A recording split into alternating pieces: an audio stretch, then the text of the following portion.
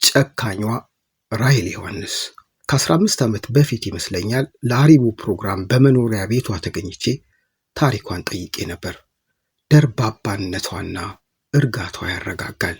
በብዙ አስገራሚና ስቅኝ የተሞላውን የሙዚቃ ህይወቷን ካወራም በኋላ ስለ ቀጣይ ህይወቷ ጠየቅኳት።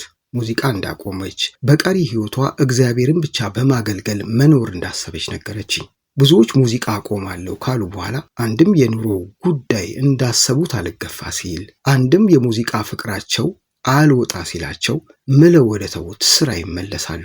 ብዙዎቻችን እንዲህ ነን። ከእግዚአብሔር ጋር የሚለያየንን ነገር እናውቀዋለን። የኃጢአት ዕውቀት ችግር የለብንም፣ ግን ደጋግመን እንሰራዋለን። እግዚአብሔርን እንወደዋለን። እሱን የምንወደውን ያህልም ኃጢአታችንን እንወደዋለን።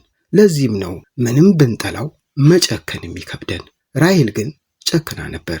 በሥጋ ወደ ሞት ወስና ቁጭ አለች።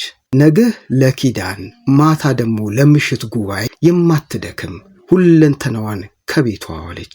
ማንም የማይቀማትን ዘላለማዊ ሕይወት የሚሰጣትን ዕድል መረጠች። እግዚአብሔር የሚወደውን ለማድረግ ስትወስን ለማስመሰል ሳይሆን ከልቧና ዓለም በሰጣት ዝናና ክብር ላይ ጨክና ነበር። ከዓይናችንም ከጆሮአችንም ተሰውራ አምላኳን ብቻ ተከተለች። በዚህ እቀናባታለሁ። በዚህ ደረጃ ዝናን መናቅና መጨከንን እንዴት ቻለችበት? ከሕልፈቷ ዜና በኋላ ድምፃዊት ራሔል ሲሉ አየሁ። የቀድሞ ቢባል የተሻለ ነው። ነፍስሽን ከደጋጎች ጎን ያሳርፍ። ጋዜጠኛ መስከረም ጌታቸው ከጻፈችው የተወሰደ